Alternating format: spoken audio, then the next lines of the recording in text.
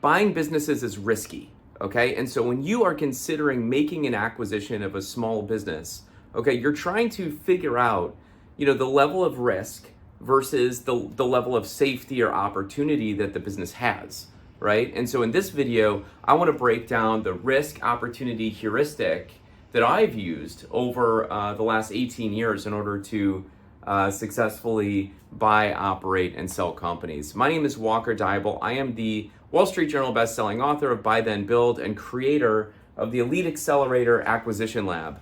So the thing is when you are looking at anything as an investor, right? Like basic market theory tells you that the way to safety is simply through diversification. We've all been told this, right? Like diversify your assets, diversify asset classes, all the rest of it. Like anyone who has a retirement plan who's met with anyone has been taught the importance of diversification because that's where safety is found, right?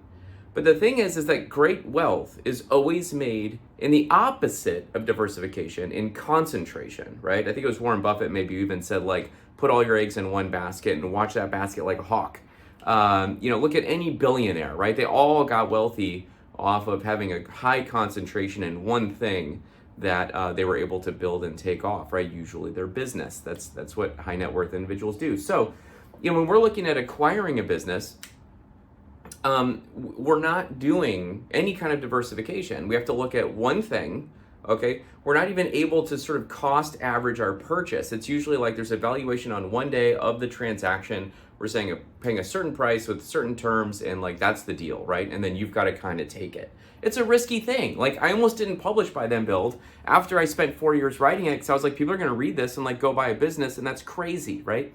So, the thing is the most common question I get is some version of, is this a good deal or not, right? How do I evaluate, this deal? And of course, in the lab, we go through all kinds of tools and the rest of it. But today, I just want to talk about a basic heuristic, okay, that I've used. And the thing is the first time I bought a business, it took me 2 years of searching before I bought one. The second time I bought a business, it took me almost a year. I think it took me 9 months, right? Maybe 12.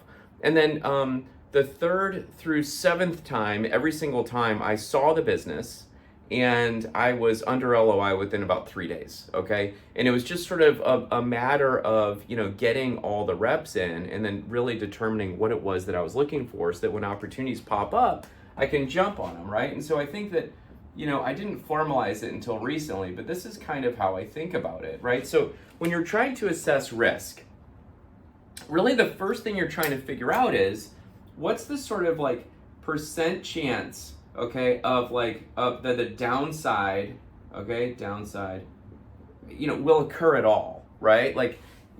So, as you look at something, you're sort of okay, what are the odds that this is going to fail? There's certain things that always stick out to us. I'll just pick on customer concentration, right?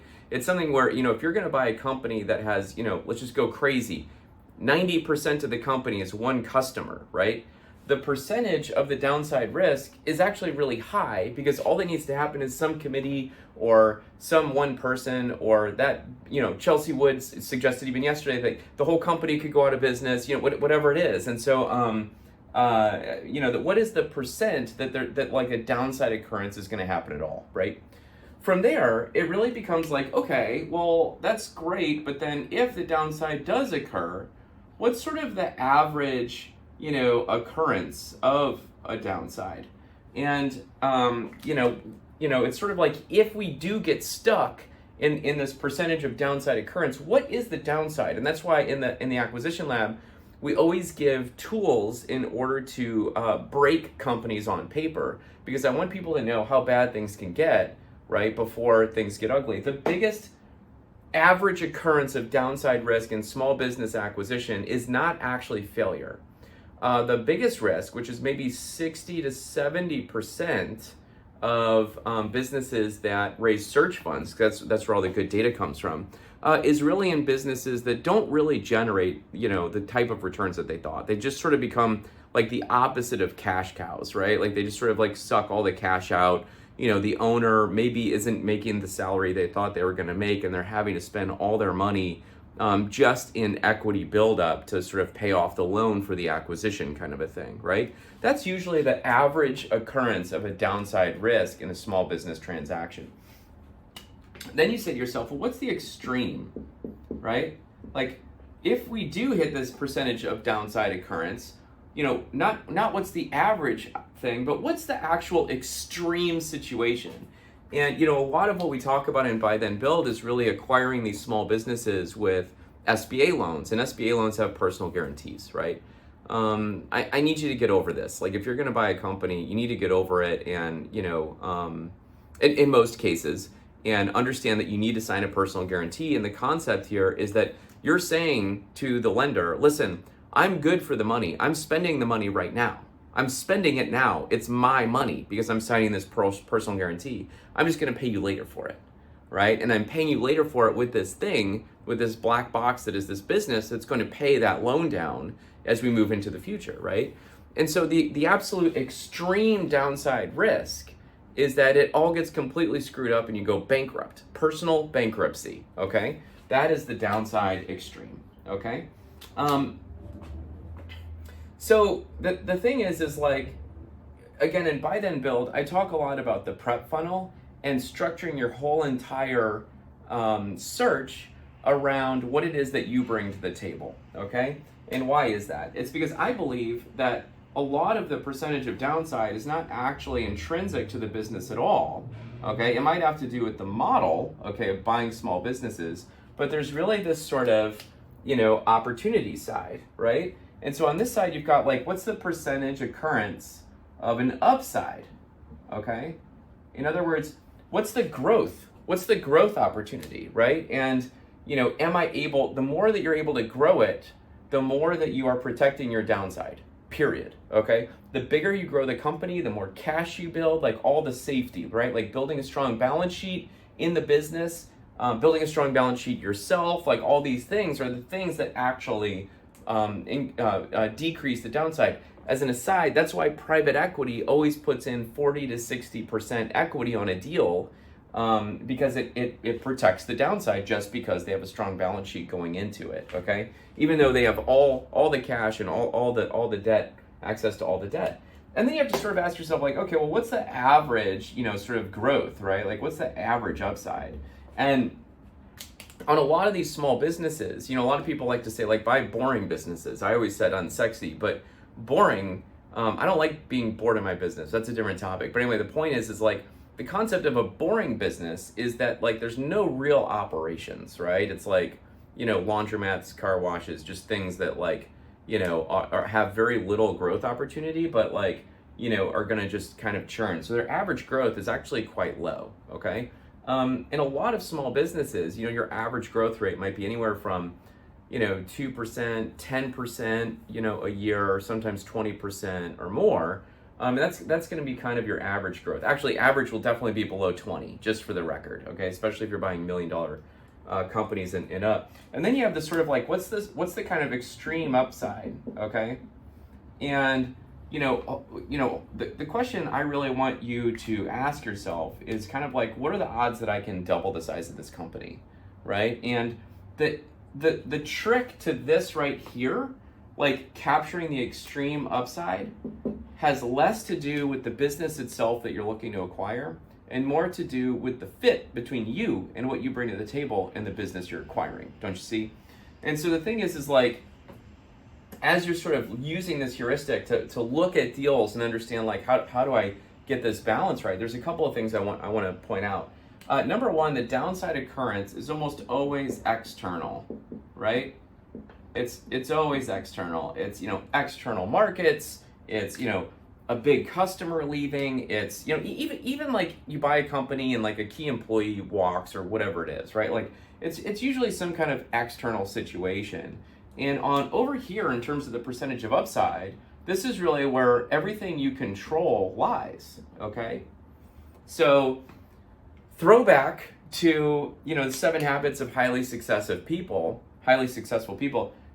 focus on what you can control, okay? Not on what's outside of your control. And if you focus here, okay, this is where all of your percentage upside is, right?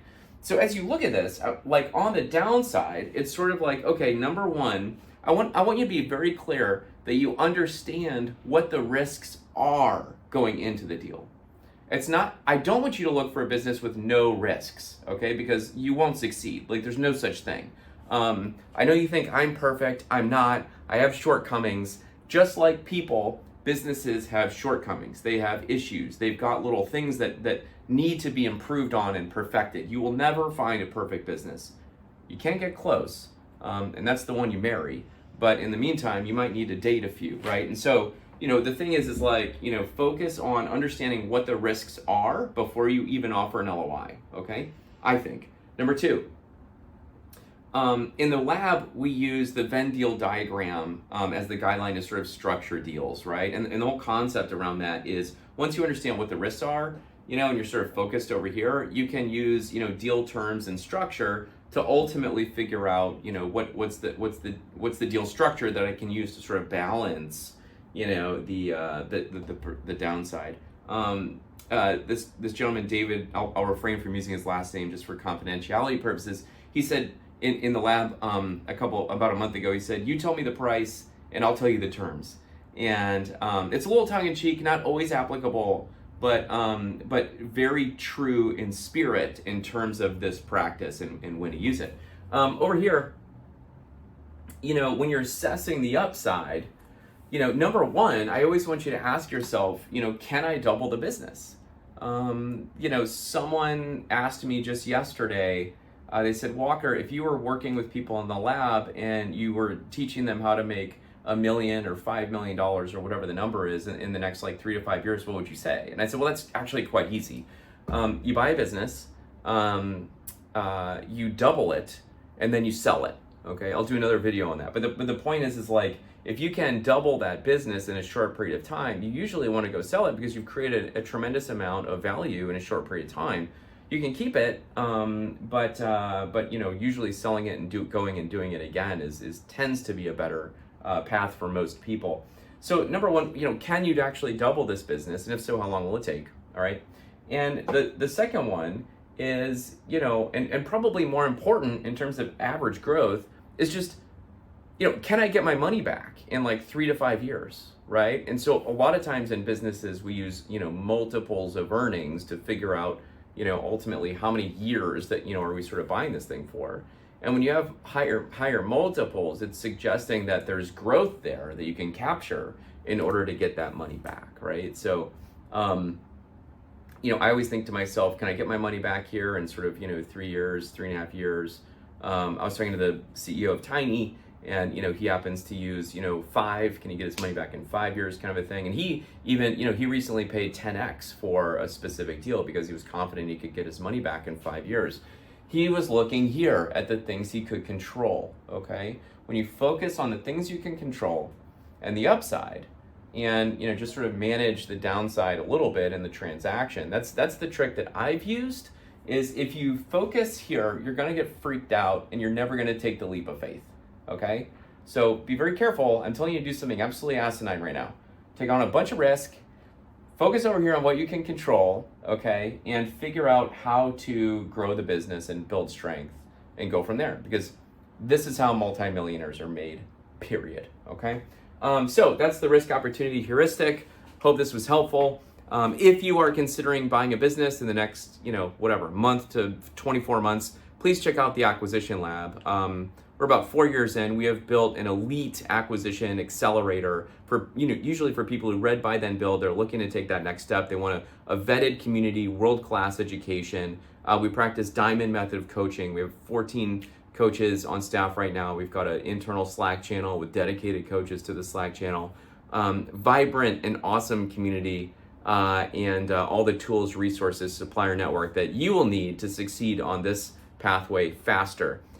Get out of your living room, get out of your bedroom in terms of making one of the most important financial decisions of your life, and check out the lab. Get in a group. See you on the inside. Thanks so much.